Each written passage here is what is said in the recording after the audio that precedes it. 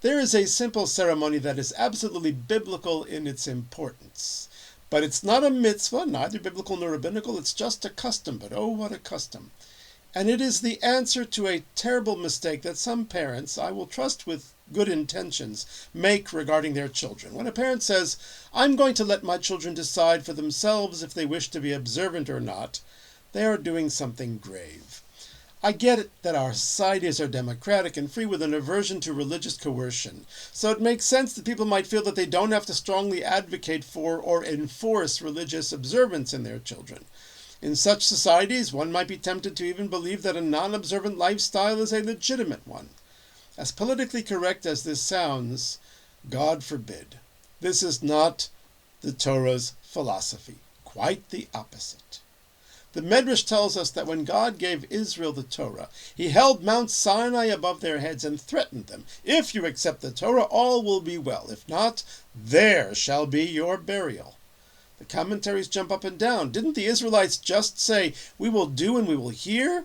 Didn't they willingly accept the Torah? Why force them with a threat to do that which they already willingly accepted? Secondly, why say, there will be your burial, when it should have said, here, where you stand under this floating mountain, will be your burial? My teacher, Rabbi Vayechi, answers these questions with two words: the children. The Exodus generation was completely ready to accept the Torah because they had seen God's open miracles. But they were hesitant to accept it for their children and descendants because they feared that those generations would have a harder time at faith. They didn't see the splitting of the Red Sea, so let's let them decide for themselves. And God said, no way. He picked up the mountain. Because if you don't commit to teach it to them as an imperative way of life, your burial will be over there in that next generation. Won't be here, won't be now, because you believe you're okay. But if you want any type of continuity for the Jewish people, you must accept the Torah for the future generations as well. And that brings us to our majestic custom, which is the answer to that mistake. The Friday night blessing of the children. It's not just well wishes. It is so much more. And that mindset must affect how we perform this blessing. A side note. The reason this blessing is performed on the Sabbath is because this is a day of peace and rest. We may have had angry words towards our children during the week, and so it is critical that we have this moment on Friday night of love and reconciliation, not conditional upon good behavior.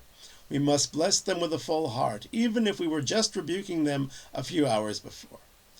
By the way, there is no parallel verse for daughters. We learn it from the verse said to Joseph's sons, in you shall Israel bless, may God make you like Ephraim and Manasseh. There's no verse like that for the girls, so our tradition grew to bless them directly, saying, may the Lord make you as Sarah, Rebekah, Rachel, and Leah. And there is another asymmetry, because Ephraim and Manasseh were at least sons, but those four ladies were mothers. Perhaps it should be like Fiddler on the Roof. Instead, we should have said Ruth and Esther. They were daughters. So it's not exactly parallel what we do for the boys and what we do for the girls, or is it? While I'm asking questions, here's another one that has bothered me. On the holiday of Sukkot, we have the custom of welcoming the biblical guests into the sukkah. And here's the list. Which name does not belong? Abraham, Isaac, Jacob, Joseph, Moses, Aaron, and David. I would say that Joseph is out of place. If it's going to be any of Jacob's sons, it should be Judah, the one who chosen for kingship, the ancestor of King David and the Messiah. Why Joseph? When we understand what Jacob was doing, we will know what a blessing is, how to do it, and how to receive it. So what exactly was Jacob doing? First, he elevated Joseph's two sons, Ephraim and Manasseh, to become equals of their uncles. The world assumes that Jacob was giving Joseph the status of the firstborn, shown by the double portion through his two sons inheriting what should have been their uncles. What should have been equal to each uncle, but they're getting double.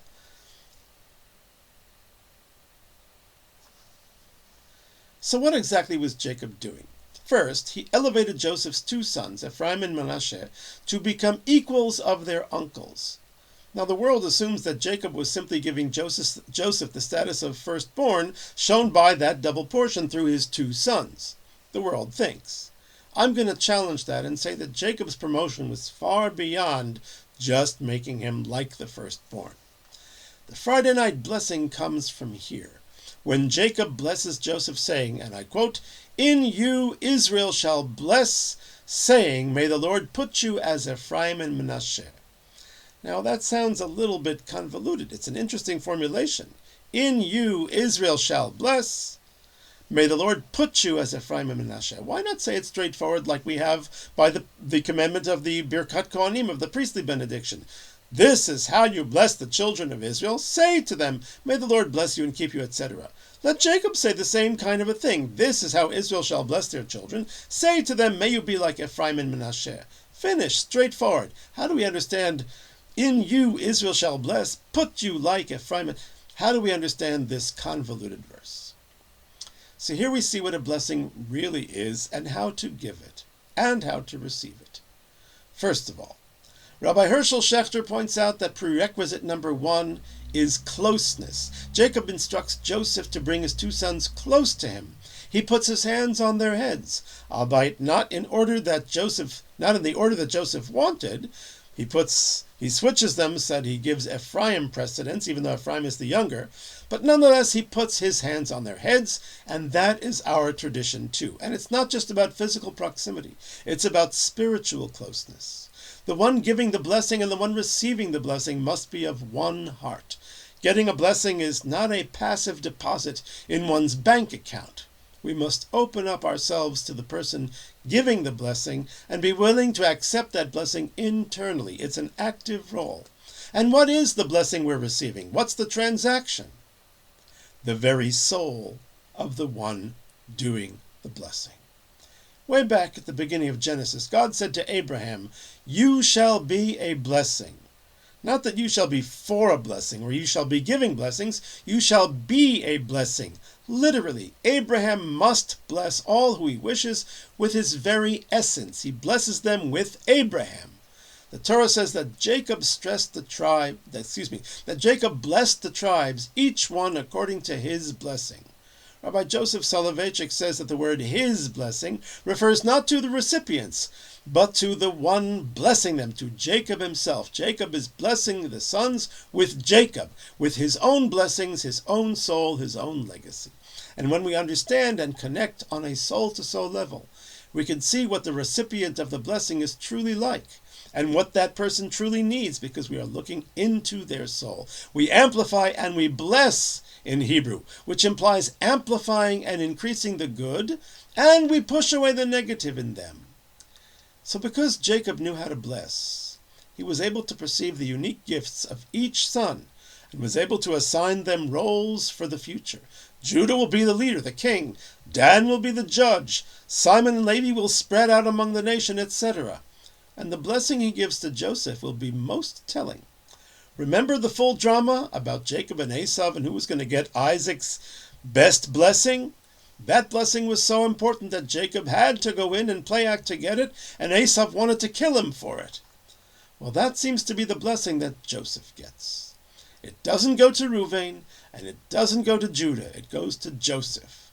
Jacob says that you will have the blessing of the patriarchs. So do we see now what role Jacob was assigning to Joseph?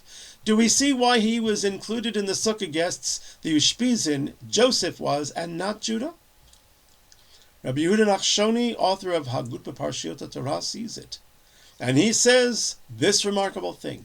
Jacob did not elevate Joseph to the status of firstborn.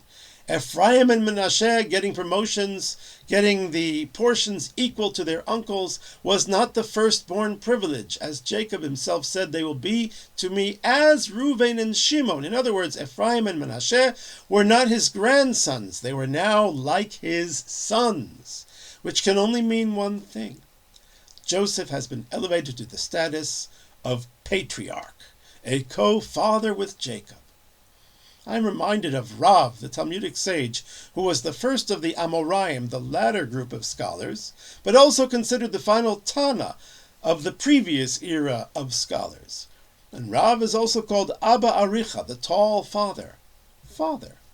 Joseph himself had sent a message to Jacob after reuniting with his brothers that I have become a father to Pharaoh. a father.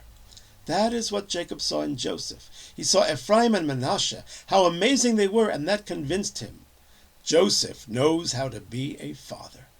I believe the entire book of Genesis is the journey from fratricide to brotherly love. Each generation's challenges come from the inability to coexist in harmony with siblings. Cain and Abel, Isaac and Ishmael, Esau and Yaakov, even among Jacob's sons. That was healed, that was resolved. With Ephraim and Manasseh. Even though Jacob passed over Manasseh to give emphasis to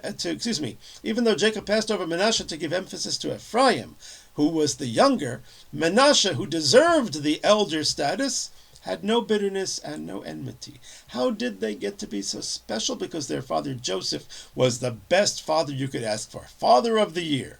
He taught them this. And also it was Joseph who succeeded in reunifying the family. That's what a perfect parent does. It makes sense, therefore, that Jacob gave Joseph the blessing of the fathers, because he was one. So back to our convoluted verse about blessing the children. I will claim that the blessing of the children is not really a blessing of the children. It's a blessing of the parents-to-be. The Ramban interprets the phrase, "In you shall Israel bless," as referring to Joseph. Jacob is telling Joseph that he, Joseph, will be the blessing of the children. They will be receiving Joseph. And what is it about Joseph? That he will have Ephraim and Manasseh. God will give him sons like Ephraim and Manasseh. To the girls, we say it straight. You shall be mothers like Sarah, Rebekah, Rachel, and Leah. To the boys, we are saying, you will be like Joseph, a father to wonderful children who have peace and love for each other. This is what must be. This Friday night blessing is where we step into the role of Abraham, Isaac, and Jacob. We're doing something biblical and giving that biblical blessing to our children going forward. We bless them with our own spirituality, with ourselves, amplify all that is good in them, and sometimes we take a determined stand against those things that they must fix. We decide that they have to be loyal to Torah, and to let them choose is no blessing at all, quite the opposite. But to bless them with enthusiasm, love of God, faith in Him, trust in Him, observance to His Torah and mitzvot, and knowing right and wrong. That is sublime.